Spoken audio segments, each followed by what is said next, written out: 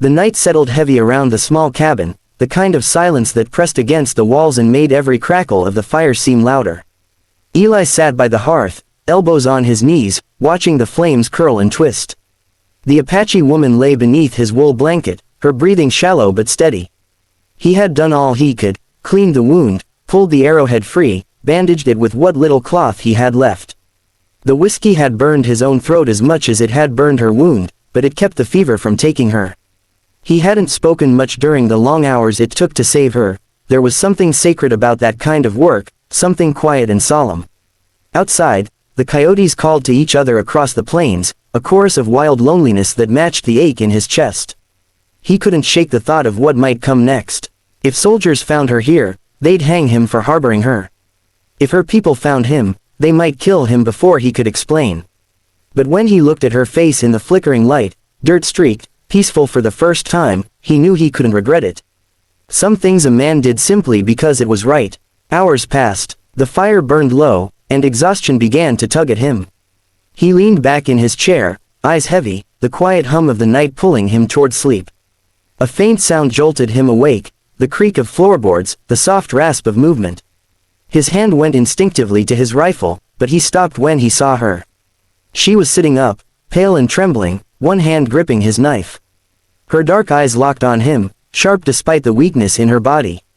"Why, help me," she asked, her voice rough, the words heavy with mistrust. Eli slowly lifted his hands, keeping his voice low and calm. "Because you were dying. No one deserves to die alone out there." For a long moment, neither moved. The firelight painted her features in gold and shadow, fear, confusion, and something else, something almost like disbelief. Her fingers trembled, and the knife slipped from her grasp, clattering to the floor. She looked down, then back up at him. "White men, kill my people." He nodded, his throat tightening. "I know," he said quietly. "And some kill mine too. The world's gone mad, miss. But not every man wants blood." She stared at him for what felt like forever, searching his face for some hidden cruelty. Then her shoulders eased just slightly. She sank back against the pillow, her breathing ragged. "You, strange man," she murmured, almost to herself. Eli managed a faint smile. "You wouldn't be the first to say that." The fire popped, throwing sparks against the stone. For a while, they said nothing. He fetched a bowl of broth from the stove and offered it to her. She hesitated, then took it with both hands, sipping slowly. Her eyes softened as the warmth reached her belly. "Name," she said, tapping her chest weakly. "Nita," he nodded. "Eli." She repeated it, shaping the name with care. "Eli." In that small exchange, something shifted. The fear between them didn't vanish, but it lessened, replaced by a fragile understanding. Over the next few days, Nita's strength returned bit by bit. She spoke more, taught him words in her tongue, listened to his stories in broken English. He mended her bandage, fetched water, and learned that she had been fleeing soldiers who raided her camp. Each time she spoke of it, her eyes darkened with grief, and Eli could only listen in silence. When the morning came that she could walk on her own, the light was soft and gold again, just like the day he found her. She stood by the door, looking out toward the endless desert. "I go back," she said. "My people wait." Eli's chest felt heavy. He wanted to ask her to stay, but he knew better. She didn't belong to this cabin or to him.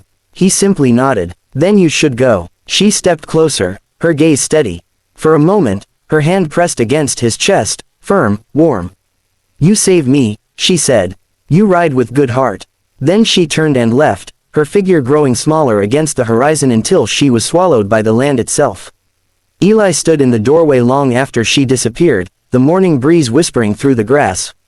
The cabin felt quieter now, but not empty, never empty again. He glanced at the blood-stained arrow still lying on his table, a reminder of what the desert had given him when he'd gone looking for something else. He had ridden out to hunt for food. Instead, he had found a heartbeat, a story, and a reason to believe that mercy could still survive in a world made of dust. Night had fallen heavy and quiet, pressing close against the walls of the small cabin. The fire burned low, its faint orange glow stretching long shadows across the wooden floor. Outside, the desert wind whispered through the grass, carrying the lonely cry of a coyote across the dark. Eli sat near the hearth, his hands clasped together, elbows resting on his knees. He could feel the ache in his shoulders and the dryness in his throat, but his eyes never left the woman lying on his bed. The Apache woman's face was pale under the flickering light, her skin still slick with fever sweat. He had done all he could, cleaned the wound, pulled the arrow free, burned it closed with a hot blade, and prayed he hadn't killed her trying to save her. For hours, he sat there, listening to the rise and fall of her breathing. Each breath meant she was still fighting. He didn't know her name, didn't know where she came from, or why she was alone out there. All he knew was that she was alive because he couldn't walk away.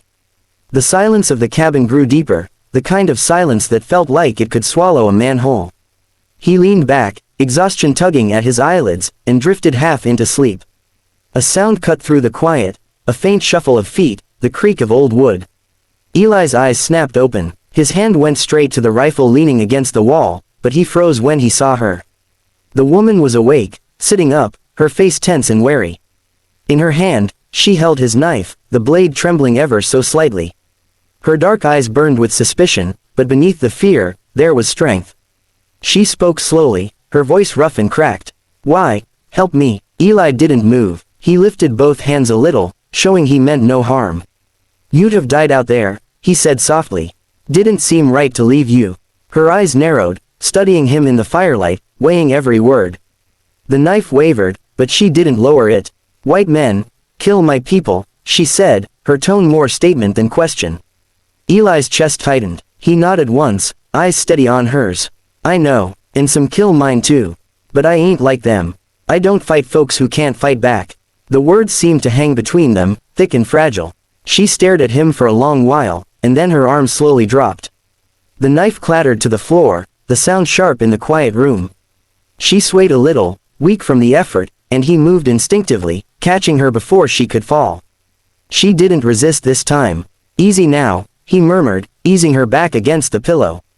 "You're safe here." Her breathing steadied. She glanced toward the fire, her expression softening just enough for him to see the exhaustion behind her eyes. "You, strange man," she whispered. Eli let out a quiet chuckle, though his throat felt tight. "That's what most folks say." He fetched a small bowl from the stove, ladled out some broth, and brought it to her. She hesitated but took it, sipping carefully. After a moment, she touched her chest. "Nita," she said. He nodded. "Eli." She repeated it, slow and careful, like learning a new language. "Eli." The fire popped, sending a shower of sparks up the chimney. For the first time since he'd found her, he saw something close to peace cross her face. They didn't speak again that night, but neither needed to. Over the next few days, her strength returned. She learned to walk again, leaning on the wall for balance, her dark hair catching the morning light. They spoke little, but when they did, their words carried meaning. She told him fragments, of soldiers, of her people driven from their home, of running until the world went quiet. He told her of his wife, long gone, and the land that never forgave him for staying alive. When the morning came that she could stand without pain, Nita looked toward the open desert, her eyes distant. "I go," she said. "My people wait." Eli nodded slowly. "You'll find them." She stepped closer, her gaze steady, unreadable. Then she placed her hand briefly on his chest. "You save me. You have good heart." And then she turned and walked out into the dawn, her figure small against the rising sun. Eli watched until she vanished beyond the ridge. The desert was quiet again, but this time it felt different, less empty, as if a piece of her spirit lingered there in the light. He looked at the arrow on his table, the blood long dried, and knew he would never forget the day he rode out to hunt for food, and found something far greater instead.